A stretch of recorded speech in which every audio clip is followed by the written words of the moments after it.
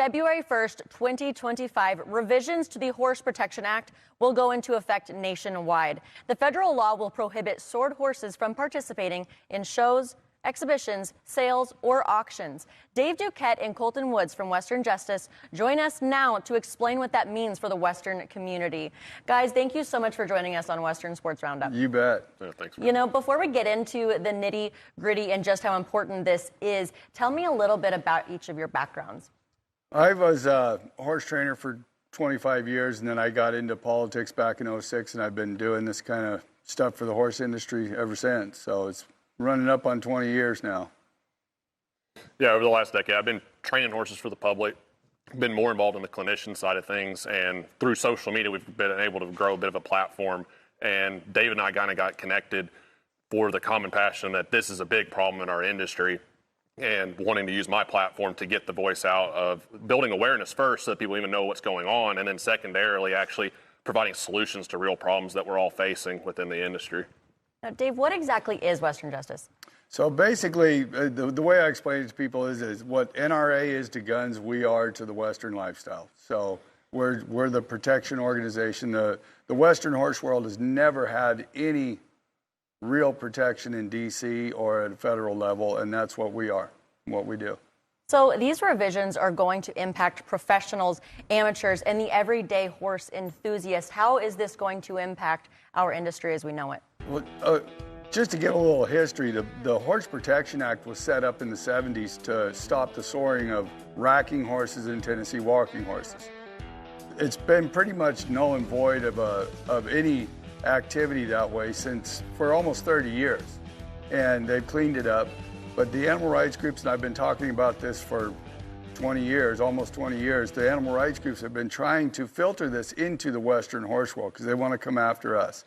We've actually knocked this ruling back for the last 14 years, and just in this last year, it was finally passed. And now this rule that they've got in the Horse Protection Act, it was designed to only govern those two groups.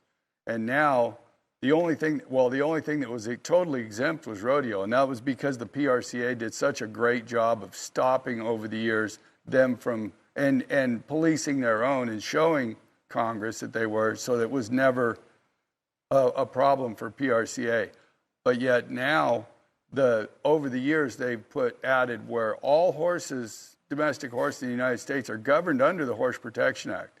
And as of February 1st, this rule says that if you have a horse show, a horse expo, or a horse sale, you have to register with the USDA 30 days prior. And if you don't, you get fined or shut down. If they find you, they'll fine you and shut you down. Or if you don't, what could happen is they could send inspectors out. And if they send inspectors out, the Tennessee walking horse world, I don't know, a lot of people in the Western world don't know anything about it, but their shows are smaller than any little club show in the state at the state level. I mean, they don't have a tremendous amount of horses there. And, at the Cutting Futurity, I'm over here at the NCHA Futurity right now, and they've got 600 plus horses in just the 3-year-old Futurity. And plus all their other horses that are there. And what they do is they make them be inspected. Well, you might stand in line at a Tennessee walking show for 5 hours to wait to get inspected. And if there's a little pimple, a mark, or a bump on your horse, it gets disqualified.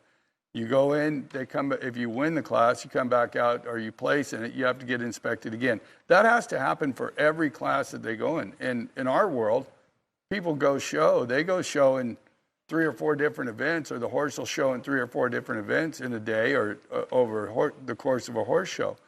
So it's going to ruin our horse shows and our rodeos, everything.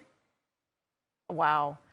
Colton, from training horses to sharing your voice through social media and outlets like that, you recently shared a video on YouTube talking about the gravity of this situation. How important is it for our generation of horse enthusiasts alike to be involved and to make their voices heard as well?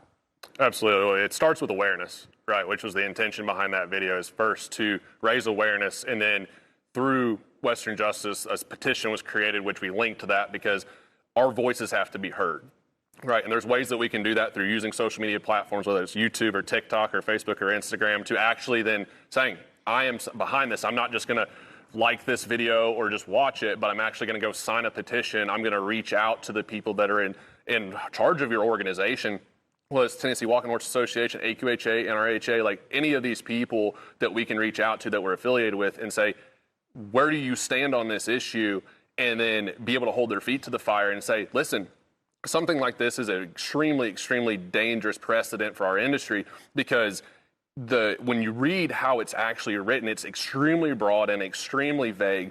And many of it can be subjectively interpreted, which is the problem when the government starts appointing their own type of inspectors, which we don't know what type of qualifications they're really going to have in practical experience. And it creates a very dangerous precedent. So through using social media, I mean, the whole world's connected in our pocket at this point. But us talking about it's not enough, right? We actually have to put action behind it. And organizations like Western Justice is membership-based.